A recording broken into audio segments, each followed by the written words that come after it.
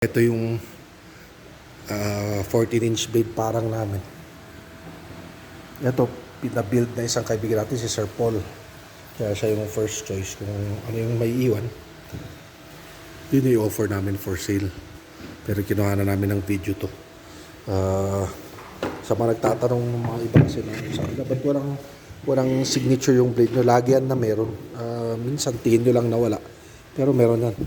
Present yung forge stamp namin. Tapos sa carvings, yung akala nyo na ordinary carvings lang, hidden dun sa mga carvings, nandun yung sign namin kagaya nito. Yanuhan yan.